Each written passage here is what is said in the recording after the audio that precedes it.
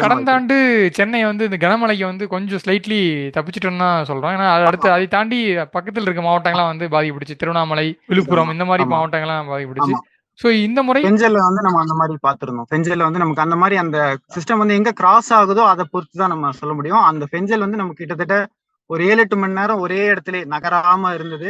So அதனால நமக்கு விழுப்புரம் நம்ம நல்ல ரெயின்ஸ் பார்த்தோம். கிருஷ்ணகிரி வந்து வரலாறு காணாத மழை, 500 மில்லிமீட்டர் மழை நம்ம கிருஷ்ணகிரியில வந்து கேள்விப்பட்டிருக்க மாட்டோம். அந்த மாதிரியான ரெயின்ஸ் எல்லாம் நம்ம பார்த்தோம். ஸோ இந்த வருஷமும் வந்து நமக்கு அந்த மாதிரியான வாய்ப்பு இருக்கு. இதுக்கு எப்பயுமே வந்து இந்த வருஷம் வரக்கூடிய புயல்கள் வந்து பாத்தீங்கன்னா நமக்கு காற்று பாதிப்பை விட வந்து மழை அதிகமா கொடுக்கக்கூடிய புயல்களாக இருக்கும். ஏன்னா இது வந்து தென்மேற்கு வங்கக்கடலை ஒட்டி நம்ம இலங்கை அப்புறம் நம்ம தமிழக கடற்கரை ஒட்டி நகரக்கூட புயல்னால வந்து இது வந்து சீக்கிரமா வந்து வலுவடையாது. ரொம்ப ஒரு ஸ்ட்ராங் சைக்ளோனா இருக்காது. பட் ஆனா நல்ல மழையை கொடுக்கக்கூடிய